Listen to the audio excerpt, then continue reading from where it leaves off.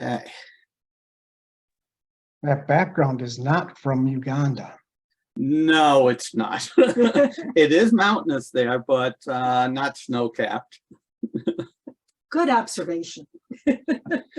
So this talk is based on a trip that I organized to go to Uganda and to Kenya. It was primarily a birding trip, but in Uganda we did a lot of wildlife, including gorillas. So the talk is about ecotourism and its benefits. It's a really, Sonny and I love traveling, but eco-traveling is very special. It benefits me, Sonny, as travelers through the experiences we get. It benefits the local communities through the money that you infuse into their economy. And it benefits the environment as these wildlife areas get protected because of the money that they bring in. Okay. So the real benefit, as I said, is about the environment. That's also one of the main goals of the Urban Ecology Center, which also tries to expose people to nature, and through their education program, which I really love, expose children to science, ecology, and nature, and their relationship with nature, and how they can help be good stewards to protect and preserve and to conserve the natural resources. So, why is that ecotourism important?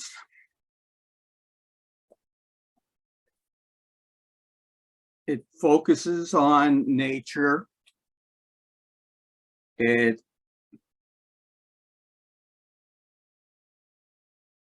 I'm sorry, my notes are not following the slide here.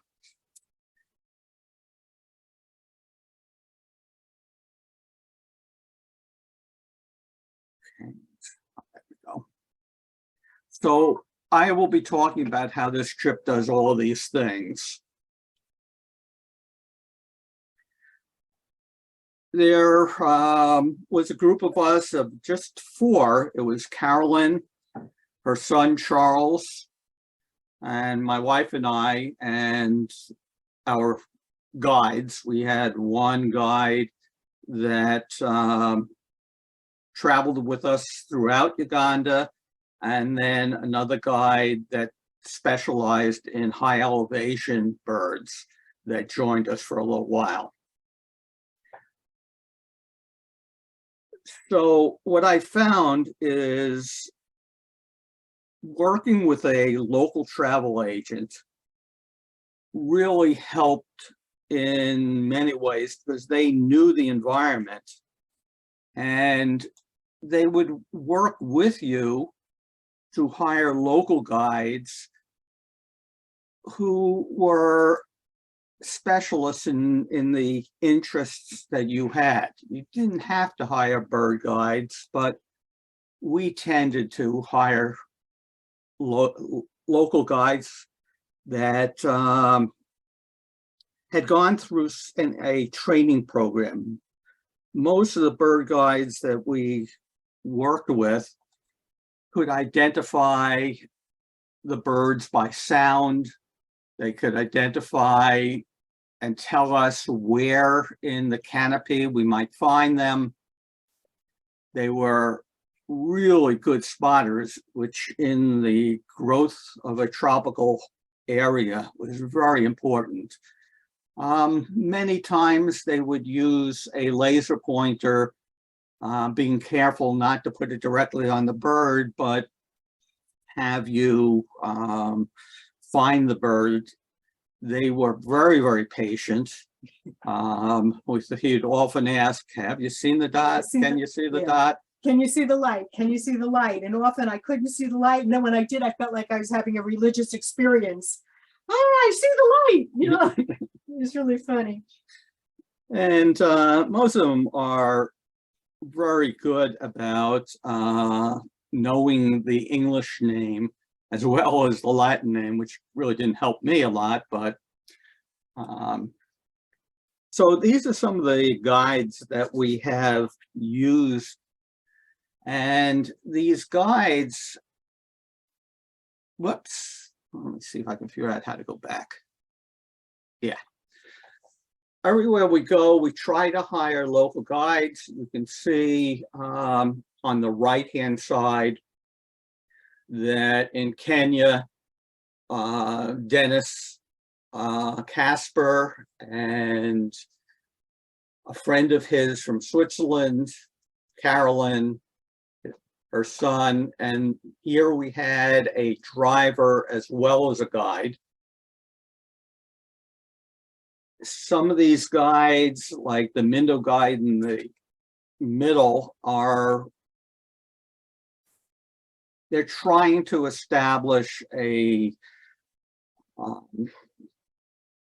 clientele, in part because there's either a very upscale establishment or he's trying to establish for travelers that are traveling either independently or in a small group that it doesn't want to pay the costs of these big resorts. He also has a special needs child, and the money he does earn really helps them and helps her. Okay, let's talk a little bit about Uganda. Uganda is a landlocked nation, as you can see. They are very proud of their nature. It's a very small country. It's about a little bit smaller than Oregon. Oregon has a population of 4.2 million. Uganda has a population of 48 million. So it's fairly densely populated. It's also a very poor nation, but they are proud of their nature. And you can see on the right-hand side, the national insignia, which includes at the very top, the waves that represent Lake Victoria. And the river down at the bottom represents the Nile because it is the source of the Nile. The sun represents the abundance of sunlight being so close to the equator. This animal is a cob, K-O-B, which is very abundant in their country. It's one of the most common antelopes. Their national bird, the gray-crowned crane, and the spears and the drum represent Uganda's ancient kingdoms. And at the very bottom, you have cotton on one side and coffee beans on the other side, which are the two major cash crops of Uganda. The first parks were established by the British, and, you know, like Queen Elizabeth National Park, they are being maintained by the Uganda government, but as we'll find out, in large part because of foreign tourists. We only traveled to the southern part of Uganda. in order to really get to see things, we only had 2 weeks. It may seem like a lot of time, but it really isn't.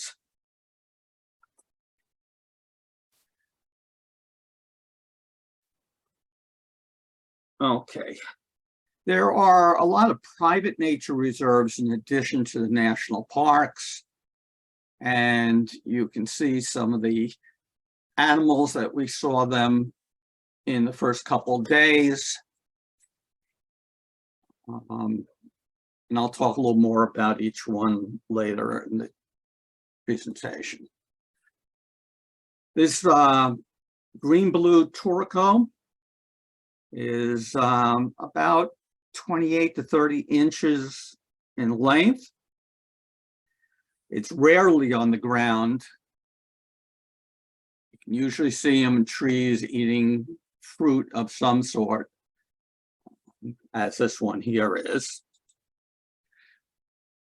The park I mentioned earlier, Queen Elizabeth Park, is a savanna park. So there's a lot of grazing animals. And we spent 2 days in this park.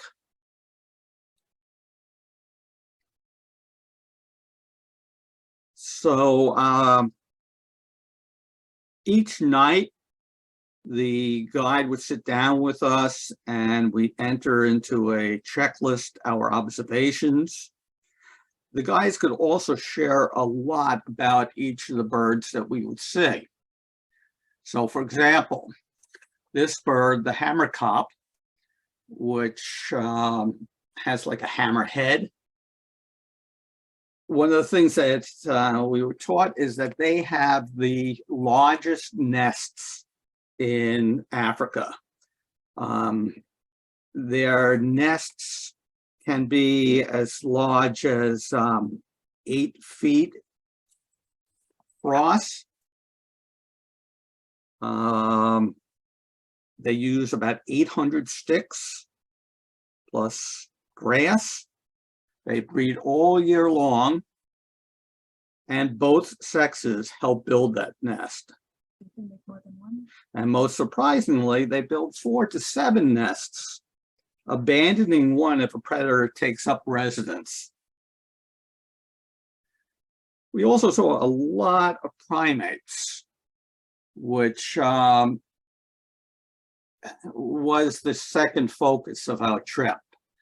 So we were able to see chimpanzees, the golden monkey, top right here, the olive baboon, these two down here, Lahoy's monkey, this one here, and the black and white colobus. A special thing for us about traveling with a small group is that you get to meet the locals. We would take stops and Sunny would take out her camera and the kids would love seeing pictures of themselves. And sometimes we stopped just to help somebody, like there was a motorcycle that got upended, and so a guide stopped and we helped the driver kind of upright his vehicle. And you know, we would stop if we saw something interesting, like these guys building the boats. Obviously no power tools here.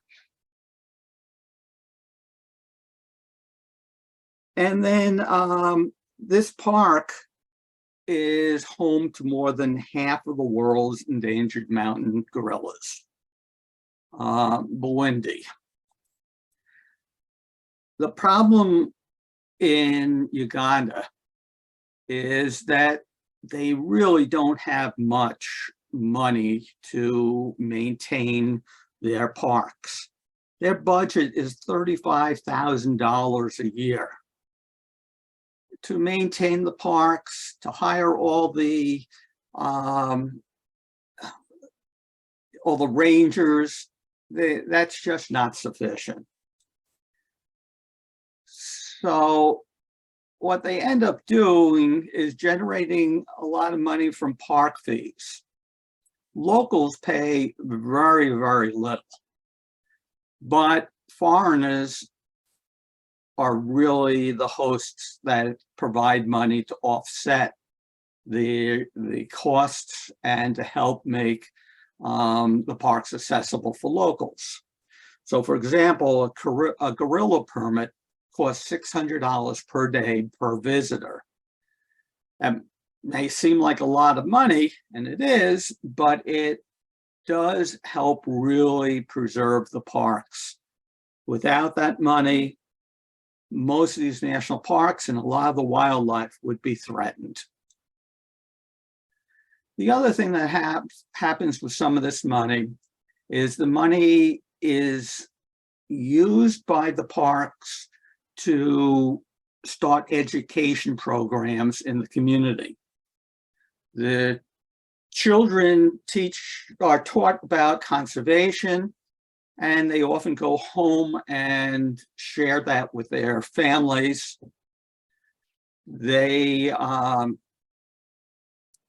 There's a group of students that will be taken from each school during the school year. And over the course of the year, they'll come a couple times to talk with the local tourists. So this was a group before we went on our gorilla hike. They presented something about their community and about how they fit in with nature, and they welcomed us to Uganda.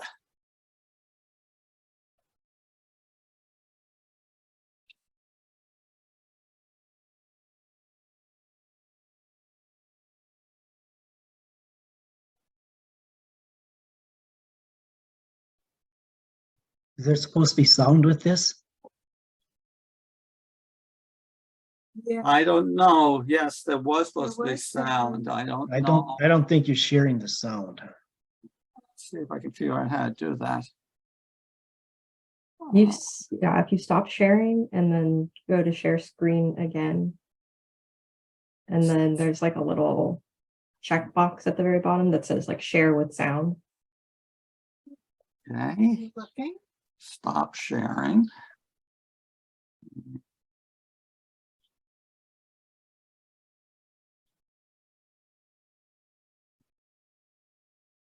No, I don't see share with sound.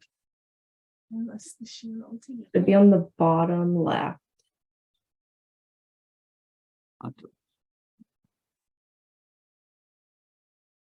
Oh, no. No, I don't see that.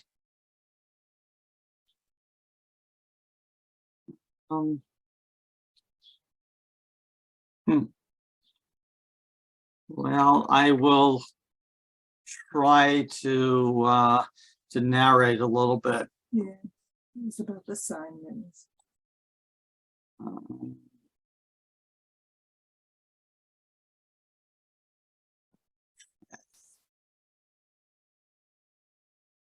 This song reminded me of a camp song where it was like, thank you for the sun. We've got the sun. We've got the earth. We love our land. That type of song. So here our ranger is waiting. This looks like a gun, but it's walkie-talkie. He's waiting for the trackers. The trackers go out a little bit earlier in the day, and they locate usually an area where the grass has been patted down that indicates this is where the gorilla group had slept.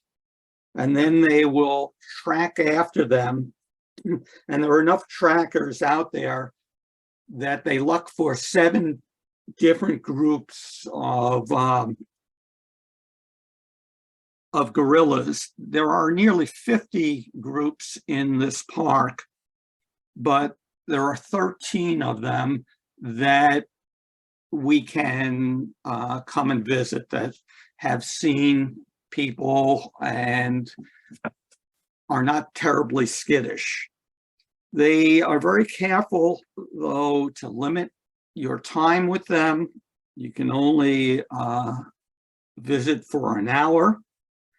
And they also rotate which groups get visited so that all the gorilla groups get several days a week where they're undisturbed. So once they hear the walkie-talkie connects them and they get locations, and then you're off. We were kind of lucky. It only took us about 30 minutes to get to our gorilla group, in part because we were a bunch of old fogies. The young ones, like Carolyn's son, took the 3 hours to get to their gorillas up the mountainside. When you finally do get to the gorillas, the rangers will establish a perimeter that not to get closer than that. But you can see here we are with the gorilla probably 15 feet away. So you do get to go pretty close.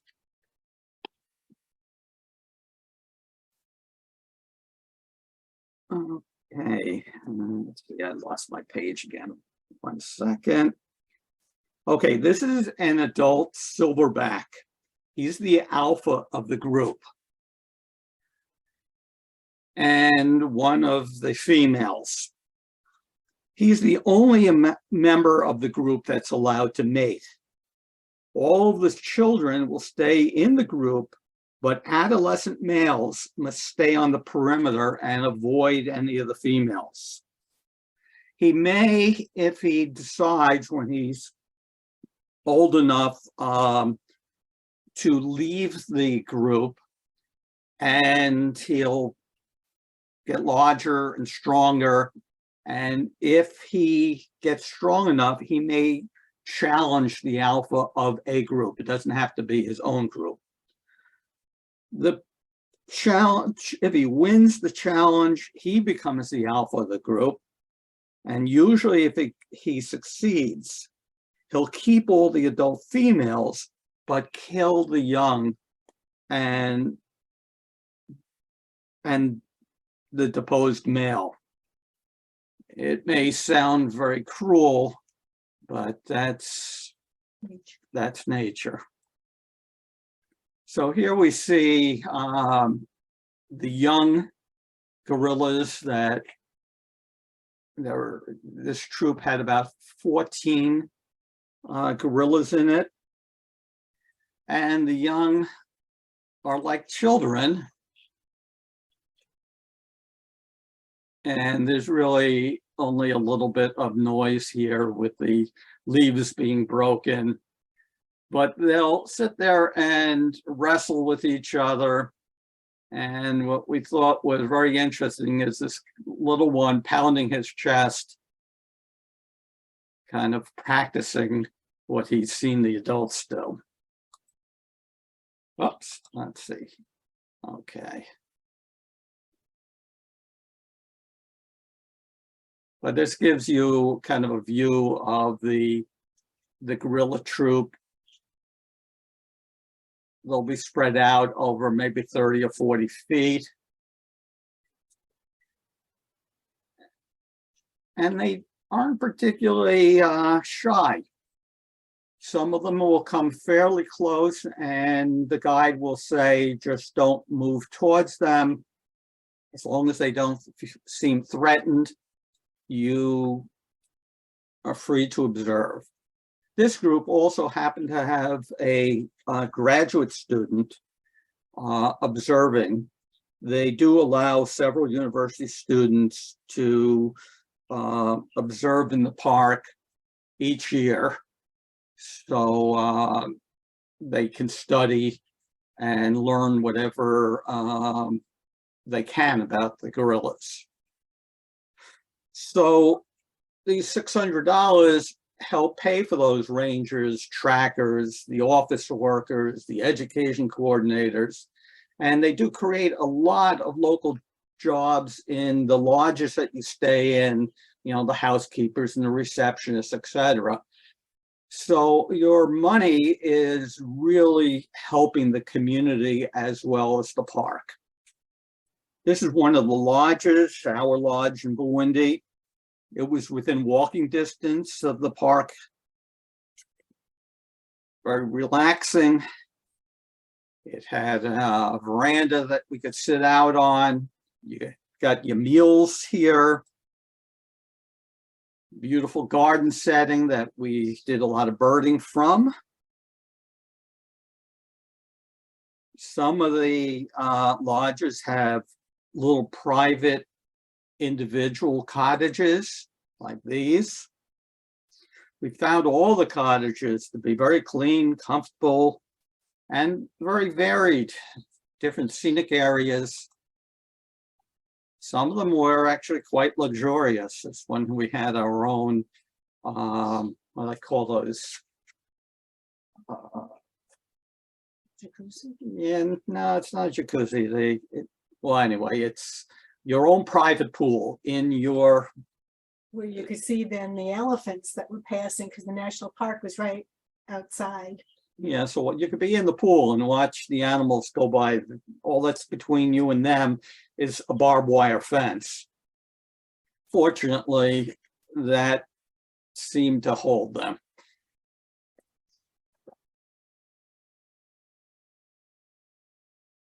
Okay, so the lodges are trying to buy as much locally grown fruits and vegetables, which helps the farmers, and the farmers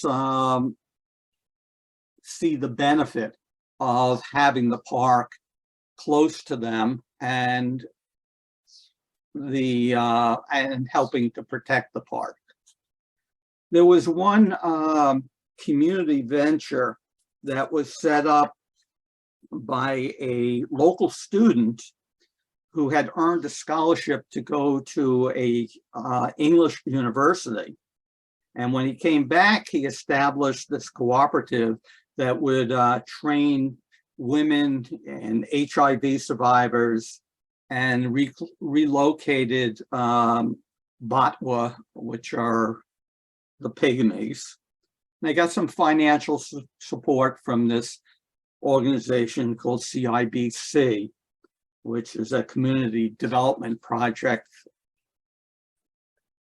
that is an international agency. So they grew the mushrooms. Right, So- I'll get to that. Oh, Okay, that's my picture. was it? Mhm. I'm sorry, let's see if I can get back. Oh, over here on the right side, one of the things that they were teaching is how to grow mushrooms, which isn't a native plant, but the mushrooms are very profitable. They make about 800% over what their costs are. And obviously the lodges will buy them to make their dishes for the tourists. So the locals really realized the value of having tourism, so they protect their land, and they started growing all these vegetables that they themselves had never eaten before either, but because the lodges wanted them for the tourists, not only did they learn new farming methods and new healthy foods to eat, but you know, it saved the lodges in getting local foods, you know, the tourists wanted to eat. So it was a win-win. And in this particular project, they're also developing fish ponds that they're hoping to provide the tilapia for the lodges as well. The money from the lodges, they kind of formed a co-op. They put some money into a pool that has helped the community build primary and secondary schools. Our guide who grew up in this town said he had to walk 5 miles to the nearest secondary school, but now there is a high school right in the community. So the living standards have improved, but they have a ways to go. But they're seeing that improvement. So we went to some local schools. You can see that people had donated money towards the school, and you can see the names of people that had provided money. Hey, Mitch, Yes, Vivian is asking if they're using organic practices in their farming. if they're using organic. It was organic. Yeah, most of it was organic. We didn't hear or see anything about using pesticides or anything of that sort. And I know even their local produce is organic. You know, they have a lot of banana trees, and it's not like the bananas of Central America that have been set up as plantations with, they put these bags over the bananas that have chemicals in them, but not here, not in Africa. I hope that answered the question. There are also locals that have engaged in handicrafts that they try to sell to the tourists. So all of these things have helped slowly improve life. We also noticed that for the gorillas, there was a gorilla doctor center that was set up by this foreign organization. And the local community benefited as well, because they would not only treat the gorillas, but if people had wild animals, domesticated animals, and there was a problem, they would treat those as well. So again, another benefit of having the park so close. I don't know if I can move this. There we go. The Batwa lived in the park. We called them pygmies in the past, but they consider that a pejorative term. The pygmies, or Batwa, have been relocated. They're no longer living within the park. The park helps finance that relocation. Many of them have assimilated into the community, and you would see them even in the school presentations mixed with the rest. And even though physically they may be much shorter, they seem to be accepted in the community. The elders tried to keep the traditions alive. And even though many people have assimilated, there are still some that practice traditional ways. They did some entertainment, collected some money both from our guide and some tips that we left. This money helps them survive so that they can continue to support their culture. And I was going to play a segment, but since you can't hear it, they usually beat the rhythm and sing to it a local song. What we have learned is that in this particular park, they have been very successful in increasing the population, that there has been a 168% increase over the last 41 years that they've been studying the park in the population of mountain gorillas. that they're no longer considered endangered. Well, they are endangered, but they're no longer fearful that this group will disappear.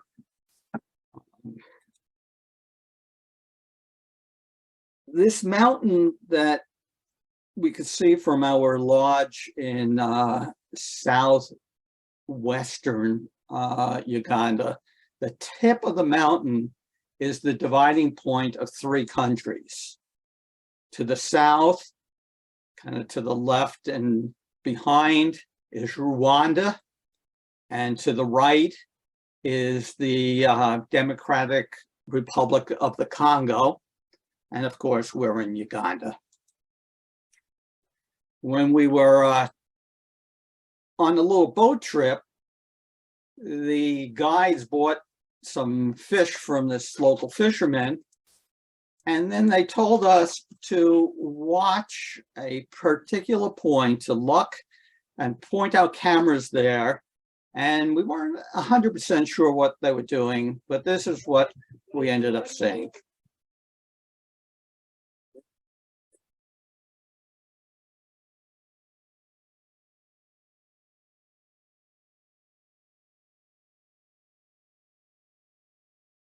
A fish eagle swooped down and grabbed the fish right out of the water. It was a very thrilling sight for us. We also would stop at places like here. We saw the mating dance of the gray-crowned cranes. And so a lot of sights that you probably would not experience without doing this kind of a trip. So some of the animals that we would see, some of the birds that we saw, the cormorants. And this bird is they call it a go-away bird. Its call is kind of a raucous, call it. And the British thought it sounded like go away, so that's what they called it. This bird lays its eggs right on the ground, but you can see how mottled the egg is, so it blends pretty well in. And if anything approaches the egg, the lapwing will make a lot of noise to try to distract whatever creature, including us, from getting too close to the eggs. We went to another park, and one of the things that happens in these parks is some of them require you to have a local guide as well as your own guide. So you're creating jobs in these parks for these guides as well. And you can see there's a wide variety of animals. On this buffalo, you can notice that the horns of the adult male kind of fuse together to become a shield, which they call a boss. And when they're attacking or defending, they will use that top of their head to try to crack into the opponent. When it is another bull, it can be a very loud and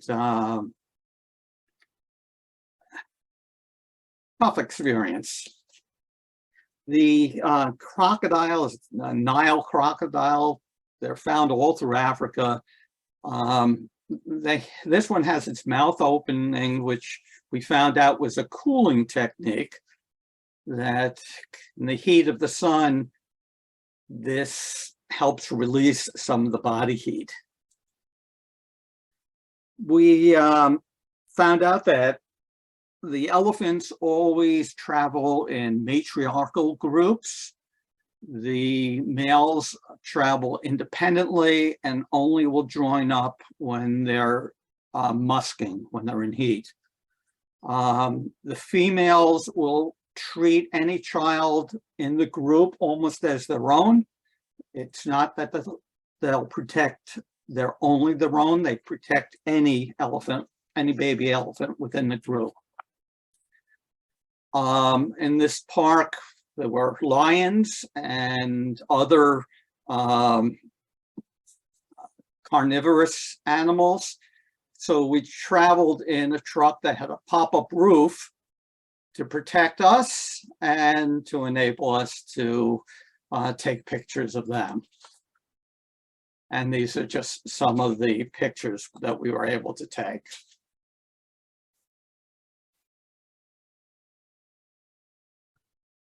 Now, this animal is a domesticated animal. It's known as an Ankole cow. You can see how large these horns are. They are hollow, which makes it possible for them to have such huge horns, but they are really prized, and traditionally it was only the kings and chiefs that owned them. Today there are larger herds, but it's still a very valued animal. Uganda is right on the equator, and you have to take your obligatory photo at the equator. So here we are. All kinds of beautiful birds. The red-cheeked cordon bleu was in a flock. They're very skittish, so it was not easy to get a picture of them. The sacred ibis has been sacred way since the Egyptian time, and the god Thor is based on the ibis. This is the largest flying bird in Africa. This stork is also known as the white-bellied stork.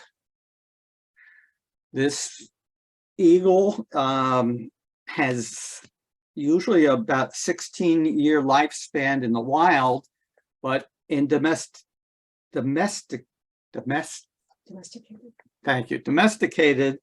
one has lived 60 years.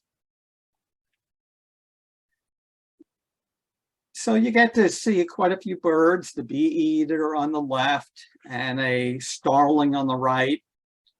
And you learn about their habits, like the bee-eater will dig little cavities in the mud. That will become their nesting area. There are hornbills all over the place. They are not threatened at all. These are just a few birds. The barbet is considered one of the rarer species of birds. They tend to use cavities in trees as their homes. This one here you can see in the cavity of a tree. I keep my lists on eBird, and you can see that because of this trip, I had 572 birds in Kenya and 198 in Uganda, and my life list is about 2,300 right now. This is a picture of the capital, Kampala. Kampala has a little over 1.7 million people. It is a very chaotic town. Motorcycles are the largest mode of transport, but you can see, yeah, how they'll cram a whole family aboard. And they use it for transporting whatever products and goods. So it's kind of interesting seeing that. There seems to be a good coexistence between the Muslims and Christians. The Christians are by far the majority. They're, I think, a little over 85%.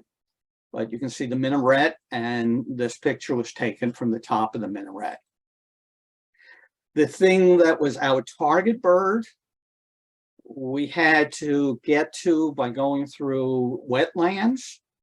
And once somebody spotted it, the call got out and everybody headed towards that particular area. And this was the bird that was our target bird. It was a bird I was looking for from the beginning of the trip, but the guides knew where you'd find them. It was called a shoebill, and you can see why. And once again, our group, and you can see that it focused on all the things that an eco trip should. And I think it's a successful example of how eco trips save not only the environment, but helped the people, and for us, helped learn a lot about the culture and the environment. And the locals, hopefully, because we respected their culture, had a positive experience with foreigners. I know Urban Ecology Center does ecotourism. There's one coming up, I think, in August to Costa Rica. When I organize a trip, the number of participants is what makes me or encourages me to do this, because if we were traveling by ourselves, just the two of us, it would have cost us $4,500 per person just for, this trip. If I had gotten 5 participants, it went down to $3,000, just under $3,000. Unfortunately, we didn't find other people, maybe in part because of the pandemic. And so for the Ghana trip that we just got back from in January, it was just the two of us. And yes, we did pay a premium, but it was well worth it. So that's what I have to share.